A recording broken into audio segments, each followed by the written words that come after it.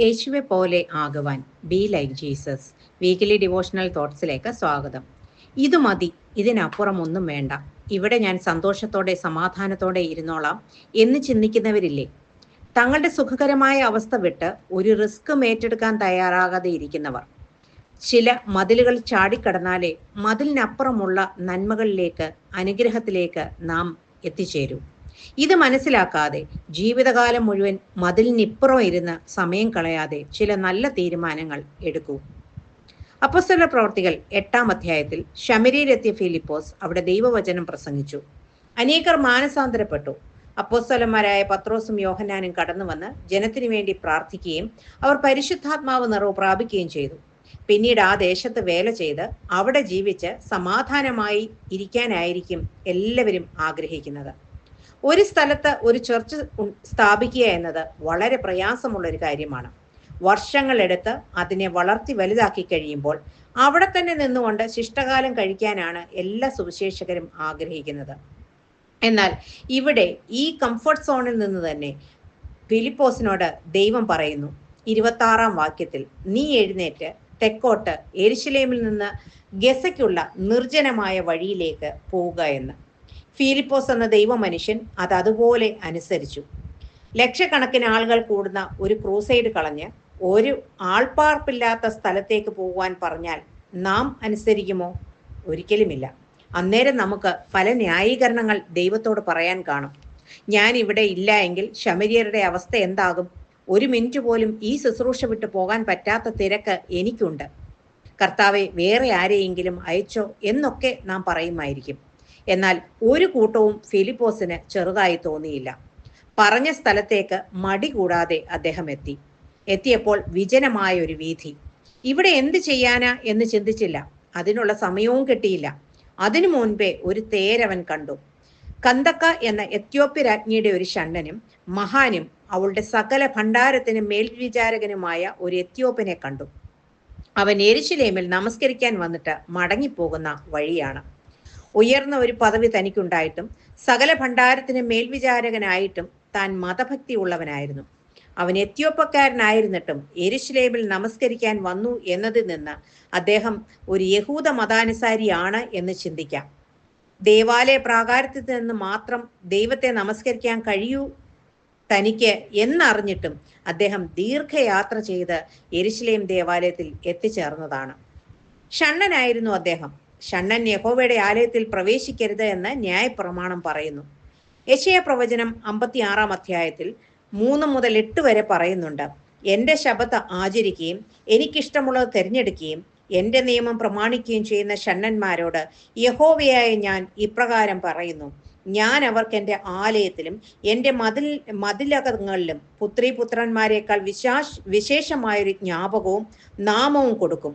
ഛേദിക്കപ്പെടാത്ത ഒരു ശാശ്വത നാമം തന്നെ ഞാൻ അവർക്ക് കൊടുക്കും. ഈ വാക്തത്വം ഒരുപക്ഷെ ഈ ഷണ്ണൻ വായിച്ചിരിക്കാം. ഒരു വലിയ ഉദ്യോഗസ്ഥനായിട്ടും അദ്ദേഹം ഷണ്ണനായിരുന്നു എന്ന് വചനം പറയുന്നു. വൃഷണം ഛേദിക്കപ്പെട്ട ഒരാളാണ് അക്ഷരാർത്ഥത്തിൽ ഷണ്ണൻ. എന്നാൽ അന്തഃപുര പരിചാരകൻ എന്നും കോർട്ട് ഒഫീഷ്യൽ എന്നും അർത്ഥമുണ്ട്. ലൂക്കോസ് പറയുന്നു അദ്ദേഹം ഒരു മന്ത്രിയായിരുന്നു എന്ന്. സുവിശേഷത്തിന് പരിമിതികളേ ഇല്ല. ശാരീരിക പക്ഷാഭേദമൊന്നും സുവിശേഷത്തിന് തടസ്സമല്ല. തേരിലിരുന്ന് അദ്ദേഹം വായിക്കുകയാണ്.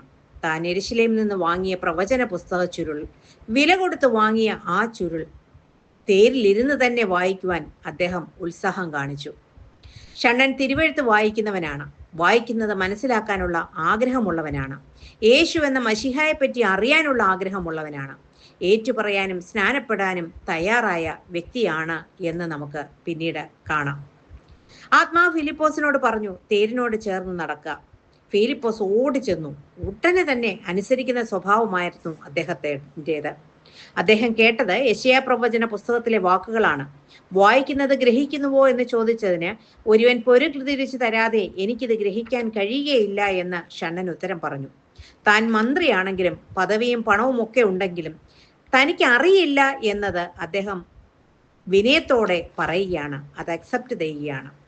യെശയ്യാ പ്രവചനം 53-ാം അധ്യായം 7-ഉം 8-ഉം വാക്യങ്ങളാണ് അദ്ദേഹം വായിച്ചത്.